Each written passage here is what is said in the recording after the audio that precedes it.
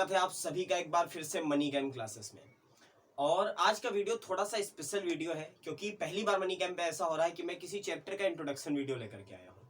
ठीक है, और बेसिकली ये चैप्टर जो है ये हमारा फर्स्ट ईयर का सेकंड चैप्टर पड़ता है। ठीक है, एनसीईआरटी की जो बुक है उसके हिसाब से जो सेकंड चैप्टर है आपका पहली वाली बुक का वो है आपका स्ट्रक्चर ऑफ एटम। ठीक है, अच्छा, इसमें कई सारे पुराने कॉन्सेप्ट हैं जो आप बहुत पहले पढ़ चुके हो, कई सारे ऐसे ऐसे नए कॉन्सेप्ट हैं जो आपने अभी तक देखे नहीं हैं। तो इस चैप्टर का मैं केवल इंट्रोडक्शन वीडियो बना रहा हूं और उसके पीछे जो पर्पस है वो केवल ये है कि ये प्लेटफॉर्म केवल फर्स्ट ईयर और इंटर के लिए नहीं है। अब यहाँ पर जो केमिकल बॉन्डिंग अभी आगे आप लोग पढ़ोगे उसके बाद में जो बीएससी के स्टूडेंट है मेरे वो पढ़ेंगे, और नहीं कुछ होगा तो जो इस बार इंटर के है वो अगले साल बीएससी में आएंगे जब तब वो पढ़ेंगे। तो उनकी चीजें क्लियर होनी चाहिए, हमेशा से बेसिक्स हमेशा से क्लियर होना चाहिए। तो मैं क्या कर रहा हूं, मैं इस चैप्टर को दो पार्ट में बांट रहा हूं। एक वो पार्ट है जो आपने बहुत पहले पढ़ा हुआ है, और एक दूसरा वो पार्ट है जो आपके लिए पूरी तरीके से नया होने वाला है, और शायद जो बीएससी के स्टूडेंट है उनके लिए भी नया हो, उन्होंने भी कभी इतनी डेप्थ में जाकर के इन चीजों को ऑब्जर्व न किया हो। ठीक है, तो केवल आज का वीडियो इंट्रोडक्शन होने वाला है, इसलिए आप लोग रिलैक्स हो जाइए, बिल्कुल पूरी तरीके से दिमाग पे प्रेशर मत डालिए, कोई नया कॉन्सेप्ट आने वाला है और उसको समझेंगे कैसे। तो हमारे पास में जो पहला पार्ट मैं बता रहा हूँ स्ट्रक्चर ऑफ एटम का, वो शुरू होगा हमारा कहाँ से, डिस्कवरी ऑफ इलेक्ट्रॉन से। Discovery of electron. अब देखो जितने बच्चे एनसीईआरटी पढ़ रहे हैं उनको सबको पता है कि स्ट्रक्चर ऑफ एटम हम लोगों ने 9th में भी पढ़ा है जाकर के, वहां पर भी डिस्कवरी ऑफ इलेक्ट्रॉन थी। ठीक है, दूसरा डिस्कवरी ऑफ प्रोटॉन पढ़ेंगे, तीसरा पढ़ेंगे टॉपिक हम लोग डिस्कवरी ऑफ 0 and 1। 0 and 1 का मतलब कौन सा, न्यूट्रॉन। यानी कि तीनों फंडामेंटल जो पार्टिकल है उनकी सबसे पहले हम लोग क्या करेंगे, डिफिनीशन डिस्कवरी पढ़ेंगे, डिफिनीशन पढ़ेंगे, क्या होते हैं उनके बारे में सारी बातें सीखेंगे। अच्छा, उसके बाद में जो चौथी चीज आएगी वो आएगी मॉडल्स। तो इसमें से ये मॉडल सबने पढ़ा होगा, जो भी बच्चा पढ़ रहा है साइंस साइड से उसने ये मॉडल पढ़ा होगा, जे थॉमसन मॉडल। जो अगला आएगा वो आएगा आपका रदरफोर्ड का मॉडल, ये भी लगभग सबने पढ़ा होगा। जो नेक्स्ट आएगा वो आएगा आपका कौन सा मॉडल, बोहर्स मॉडल। ठीक है, अब ये भी टॉपिक ऐसे हैं जो कि जनरली आपने हर जगह पर पढ़ रखे होंगे। जे थॉमसन का मॉडल भी 9th में था, रदरफोर्ड भी था, बोर भी था। तो यही तो फर्क है कि जब हम लोगों का चैप्टर का नाम सेम है एनसीईआरटी में, एक ही चैप्टर दो क्लासेस में, एक 9th में भी एक फर्स्ट ईयर में भी है, तो क्या फर्क आने वाला है और क्या फर्क आएगा जब आप फर्स्ट ईयर के आगे बीएससी पर जाओगे और इन्हीं चीजों को पढ़ोगे। स्ट्रक्चर ऑफ एटम नाम से वहां पर भी एक चैप्टर है, तो वहां पर, यहाँ पर और उसके पीछे फर्क क्या है, बस वो क्लियर हो रहा है इस वीडियो में। अच्छा, इसके बाद में दो चार जो नहीं होते हैं फुटकर टॉपिक जिनको कह सकते हैं, और वो फुटकर टॉपिक क्या हो गए हमारे, उनको सबको एक ही में लिखे दे रहा हूं मैं। कौन सा, atomic mass, molecular mass. Atomic mass भी सबको पता है, मैंने कई सारी अपनी वीडियोस में क्लियर कर रखा है यार ये सब। एटॉमिक मास, मॉलिक्यूलर मास, उसके बाद में कौन सा, आइसोटोप्स और आइसोबार्स। क्लियर हो गई बात। तो इन सबको, ये जो इतने टॉपिक हैं, ये टॉपिक मैं इतनी बार इतनी वीडियोस में क्लियर कर चुका हूं कि इस पर एक सेपरेट वीडियो देना टाइम वेस्टिंग होगा। तो मैं ये सारी चीजें तो खैर पढ़ाऊंगा, इनके बारे में बहुत सारी ऐसी नई चीजें होंगी जो मैं बताऊंगा आकर के। ठीक है, लेकिन इन 3-4 बेसिक टॉपिक जो है, 4 टॉपिक है हमारे, एटॉमिक मास, मॉलिक्यूलर मास क्या होता है, आइसोटोप क्या होता है, आइसोबार्स क्या होते हैं, तो इनको थोड़ा सा क्या करेंगे, स्प्लिट करेंगे। बहुत अच्छी गूगल पे सर्च कर लोगे आपको वहां पर भी इसका उतना ही कंटेंट मिल जाएगा, क्योंकि इसमें समझाने लायक बेसिकली कुछ है नहीं। आइसोटोप्स मैंने क्लासिफिकेशन ऑफ एलिमेंट में पूरी तरीके से पढ़ा रखे हैं, आइसोबार भी मैंने वहां पर पढ़ा रखे हैं। ठीक है, एटॉमिक मास और मॉलिक्यूलर मास भी मैंने पूरी तरीके से एक्सप्लेन कर रखा है। हाइब्रिडाइजेशन निकालने में मैंने बता रखा है कि क्या होते हैं ये। नॉर्मलिटी और मोलैलिटी जब पढ़ाई थी तब भी ये चीजें मैंने बताई थी पूरी तरीके से, तो इन पे एक सेपरेट वीडियो मैं नहीं देने वाला हूं, ये इन्फॉर्मेशन है आपके लिए। अच्छा, उसके बाद क्या होगा, उसके बाद शुरू हो गया नया मैटर, और बस यहां से आपकी जो साइंस का जो पढ़ने का तरीका है वो बदल जाएगा। ठीक है, तो दूसरा पार्ट जो होगा, दूसरा पार्ट आएगा सबसे पहले कहां से, वेव नेचर से। वेव नेचर ऑफ पार्टिकल कह लो, और उसके बाद में हम लोग वेव नेचर पढ़ेंगे किसके लिए, इलेक्ट्रॉन के लिए। पहले पार्टिकल के लिए पढ़ेंगे और उसके बाद क्या पढ़ेंगे, इलेक्ट्रॉन के लिए पढ़ेंगे। ठीक है, और यहां से वो कहानियां शुरू होती हैं जो आप साइंस फिक्शन आज तक देखते आए हो, उन सब में जितनी चीजें पॉसिबल हैं वो सारी यहीं से पॉसिबल होना स्टार्ट होती हैं। अच्छा, दूसरा क्या पढ़ेंगे हम लोग, दूसरा इसके बाद में पढ़ेंगे डी ब्रोगली की इक्वेशन। डी ब्रोगलीज इक्वेशन, और डी ब्रोगली की इक्वेशन से हम लोग एक्सप्लेन करेंगे इस वेव नेचर को। और जब डी ब्रोगली की इक्वेशन पढ़ लेंगे उसके बाद में जो चीज आएगी वो इतनी ज्यादा इंपॉर्टेंट है कि जब आप साइंस में बॉन्डिंग को कभी उस बेसिस पे समझ ही नहीं सकते अगर आपने इन चीजों को नहीं पढ़ा है। ठीक है, यही बेसिक रीजन है कि मैं इस चैप्टर को उठा करके पढ़ा रहा हूं और मैं पूरी तरीके से डेप्थ में घुस कर पढ़ाने वाला हूं, भले 20 लेक्चर लग जाए यार, डजंट मैटर। ठीक है। तो डी ब्रोगली इक्वेशन के बाद में वेव नेचर आ गया, पार्टिकल नेचर तो हमें पता है कि wave nature of a particle लिखा है हम लोगों ने। तो डी ब्रोगली इक्वेशन के बाद में हम लोग क्या पढ़ेंगे पूरी तरीके से डुअल बिहेवियर ऑफ किसका, पार्टिकल्स का एज वेल एज रेडिएशन का, दोनों का पढ़ेंगे कि पार्टिकल की तरह भी बिहेवियर आता है और वेव की तरह भी बिहेवियर आता है। और यहाँ पर जो प्रैक्टिकल बताऊंगा ना आपको, यहाँ पर जो प्रैक्टिकल बताऊंगा उसके बाद आपका और कुछ हो ना हो, लेकिन हाँ ये बात है कि इंटरेस्ट जगा रहेगा साइंस में। जो चौथी चीज आएगी हम लोगों की इसके बाद में, वो हम लोग पढ़ेंगे फोटो इलेक्ट्रिक इफेक्ट। और इसके बाद में द मोस्ट इंपॉर्टेंट टॉपिक और बहुत जाना माना टॉपिक है क्वांटम का, this is Heisenberg uncertainty principle, Heisenberg's uncertainty principle. इसको भी मैं उस लेवल पर ही पढ़ाऊंगा जिस लेवल पर एक बीएससी के बच्चे को पढ़ना चाहिए। अगर आप फर्स्ट ईयर में हो, आप देखो इन वीडियोस को और अपने माइंड को उस पीक पर ले जाकर के बैठा दो कि चीजें आपके लिए आसान हो जाए, ठीक है। तो हाइजेनबर्ग अनसर्टेनिटी प्रिंसिपल के बाद में हम लोग बात करेंगे किसकी, ऑर्बिटल्स की एंड शेप ऑफ ऑर्बिटल्स की, शेप ऑफ ऑर्बिटल्स, क्लियर।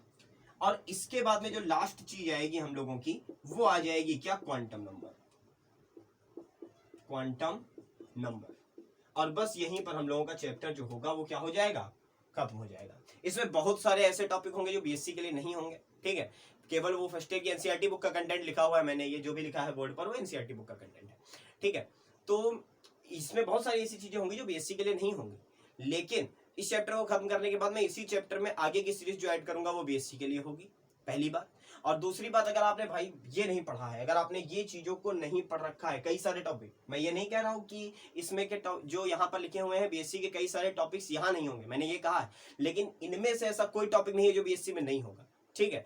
तो हमारे पास में जितने भी ये टॉपिक है, अगर आप इन सबके साथ फैमिलियर नहीं हो तो आप आगे की चीजों को समझने में नहीं जा सकते। भले वो केमिकल बॉन्डिंग हो, भले ही वो कहीं का टॉपिक हो, लेकिन इन चीजों को तो आपको समझना ही पड़ेगा जाकर के। फिजिक्स में बहुत काम आएगा यार, ये सब जो वेव पढ़ाऊंगा, ये वेव पूरी की पूरी आपको फिजिक्स में बहुत ज्यादा काम आएगी। इंटरफेरेंस और जो आपका ऑप्टिक्स जब आप पढ़ोगे जाकर के, तब वहां पर भी आपको जितने रिफ्लेक्शन और इंटरफेरेंस पढ़ोगे वो भी इसी वेव नेचर की बेसिस पे आप एक्सप्लेन करोगे, वहां पर भी आप फोटो इलेक्ट्रिक इफेक्ट को पढ़ोगे जाकर, ठीक है। तो ये केवल केमिस्ट्री के लिए मैं नहीं कह रहा हूं, मैं केवल आपके उस नॉलेज को बढ़ाने के लिए बता रहा हूं जिससे आप साइंस की एक नई फील्ड जिसको क्वांटम कहते हैं वो पढ़ने के लिए रेडी हो जाओ, ठीक है। और वो बहुत बढ़िया फील्ड है, अगर वो समझ में आने लगी तो बाकी दुनिया में कुछ दिखाई नहीं देता है फिर। चलो भाई, तो ये तो हो गया कंटेंट। अब आज के वीडियो में क्या कर ले, डिस्कवरी ऑफ इलेक्ट्रॉन की कुछ बात कर लेते हैं, नहीं तो क्या हो जाएगा कि कुछ पढ़ाया नहीं एक वीडियो में।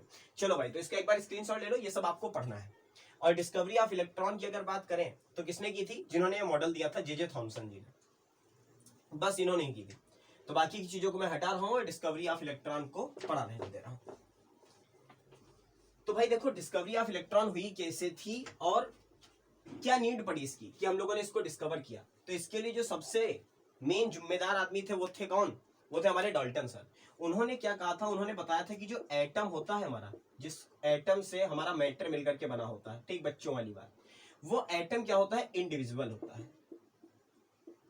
इंडिविजुअल का मतलब समझते हो, ये फंडामेंटल पार्टिकल है। फंडामेंटल पार्टिकल का मतलब कि इसको और तोड़ा नहीं जा सकता, फंडामेंटल पार्टिकल है। जबकि हम सबको पता है कि जो एटम होता है वो 3 फंडामेंटल पार्टिकल से मिलकर के बना होता है, जिसे हम कहते हैं इलेक्ट्रॉन, प्रोटॉन और न्यूट्रॉन। अब ये लोग कोई कमेंट मत करना कि सर इलेक्ट्रॉन, प्रोटॉन और न्यूट्रॉन जो है वो फंडामेंटल पार्टिकल नहीं होते हैं, क्वार्क्स होते हैं। तो फिर क्वार्क्स और स्ट्रिंग में अगर मैं जाने लगा तो बस वही चलता रहेगा, केमिस्ट्री तो हो गई, ठीक है। तो फंडामेंटल पार्टिकल्स माना गया था, डाल्टन सर ने माना था, और बाद में पता चला कि ये फंडामेंटल पार्टिकल नहीं, इसके अंदर 3 पार्टिकल है, दैट इज इलेक्ट्रॉन, प्रोटॉन और क्या, न्यूट्रॉन। तो इनकी बारी बारी क्या हुई, इनकी बारी बारी डिस्कवरी हुई। तो सबसे पहले इलेक्ट्रॉन की हुई, फिर प्रोटॉन की हुई, और फिर क्या हुई, न्यूट्रॉन की हुई। तो इसके लिए टेक्निक बहुत आसान सी है, सबने सुनी भी होगी, ईटा पर नाची, याद रखो, ठीक है। ये किसने की थी, इलेक्ट्रॉन की थी थॉमसन सर ने, प्रोटॉन की किसने की थी, रदरफोर्ड। एक और नाम नहीं भूल सकते आप, दैट इज गोल्डस्टीन इनके साथ। और जेम्स चैडविक जो थे, चैडविक, उन्होंने क्या की थी, न्यूट्रॉन की खोज की थी। ठीक है। तो डिस्कवरी ऑफ न्यूट्रॉन किसने की थी भाई? चैडविक ने। और प्रोटॉन की रदरफोर्ड और गोल्डस्टीन, दोनों का कॉम्बिनेशन है, समझ लो। ठीक है, एक की थ्योरी है, एक का प्रैक्टिकल है। तो थॉमसन सर ने क्या की थी? इलेक्ट्रॉन की डिस्कवरी की थी। तो आज मैं केवल एक चीज को एक्सप्लेन कर रहा हूँ, डिस्कवरी ऑफ इलेक्ट्रॉन तो हम लोग बाद में पढ़ेंगे, अगले वीडियो से ही पढ़ेंगे। बेसिकली आपको आज समझना क्या है, आपको समझा देता हूं मैं कैथोड रे ट्यूब क्या होती है। कैथोड रे ट्यूब, अगर इस चीज को आप समझ गए तो आपके लिए आगे की 2 डिस्कवरीज पढ़ना, ये दोनों पढ़ना बहुत बढ़िया हो जाएगा, आसान हो जाएगा आपके लिए। ठीक है, तो कैथोड रे ट्यूब कोई बहुत बड़ा ऐसा चीज नहीं जो आपकी समझ में नहीं आने वाली है। ये केवल एक ग्लास ट्यूब होती है, बढ़िया सी ऐसी ग्लास ट्यूब होती है। अच्छा, इस ग्लास ट्यूब में क्या होता है? एक वैक्यूम पंप लगा होता है, वैक्यूम पंप लगा हुआ होता है। अब वैक्यूम पंप का काम क्या होता है कि इसकी एयर को क्या कर सकता है? बाहर खींच लेगा। जो एयर होगी इसके अंदर भरी हुई, उसको ये बाहर खींच लेता है। अच्छा, बाकी क्या कंस्ट्रक्शन होती है? बाकी कंस्ट्रक्शन ये होती है कि इसमें एक लगा हुआ होता है कैथोड। अब कैथोड किसको नहीं पता? कैथोड वही बैटरी वाला कैथोड और एनोड, दो वो इलेक्ट्रोड होते हैं। माइनस वाला कैथोड होता है, प्लस वाला एनोड होता है। छोटे बच्चों के बेसिस पे आप ये बात समझ सकते हो, बाकी आप इंटर में समझोगे कैथोड और एनोड आपके क्या होते हैं। तो ओवरऑल आपको पता होना चाहिए, निगेटिव टर्मिनल जो होता है किसी बैटरी का, उसे कैथोड कह देते हैं। अच्छा, खास बात क्या होती है? इस कैथोड से कहीं ना कहीं पर आगे जाकर के बैटरी जुड़ी हुई होती है, माइनस प्लस और माइनस प्लस, और बाकी एनोड लगा हुआ होगा। ठीक है, इसके बाहर भी कर सकते हैं। दूसरी बात क्या होती है? इसके एक तरफ क्या कर दी जाती है? जो कैथोड होता है उसके सामने जिंक सल्फाइड की पॉलिश कर दी जाती है। ठीक है। अच्छा, इसकी खास बात क्या होती है? जेडएनएस की खास बात क्या होती है? मैं बिल्कुल नीचे वहां से पढ़ाना शुरू करता हूं जहां से आपने कुछ ना पढ़ा हो तो आपको समझ में आ जाए। ठीक है, इसकी खास बात क्या होती है? इसकी खास बात यह है कि अगर इस पे कोई चार्ज पार्टिकल आता है ना, चार्ज पार्टिकल अगर इसके ऊपर गिरता है आकर के, तो इस पे चमक पैदा होगी। चमक पैदा होने का मतलब है इस पे फ्लोरोसेंस मिलेगी आपको। अगर कोई चार्ज पार्टिकल आइदर नेगेटिव और पॉजिटिवली चार्ज, डजंट मैटर कि उस पे चार्ज कैसा है, अगर इस पे चार्ज गिरता है आकर के तो क्या होगा? तो इस पर चमक पैदा होगी। और इसको एक और नाम दिया जाता है, दैट इज फोटो, कौन सी? इसको कहते हैं हम लोग फोटोग्राफिक प्लेट, फोटोग्राफिक फिल्म कह लो। ठीक है, जिस फिल्म पे अगर क्या गिरता है, अगर कोई चार्ज पार्टिकल गिरता है तो इस पे फ्लोरोसेंस आपको मिलेगी। ठीक है। अच्छा, तो और क्या कह लें? सिल्वर सल्फाइड लगाई जा सकती थी, एजीएस लगाई जा सकती थी, हाँ श्योर। और कौन सी बात रह गई? हाँ, कि इलेक्ट्रॉन को हमें पता है कि भाई बेसिक जानकारी तो सबको है कि इलेक्ट्रॉन जो होता है वो होता है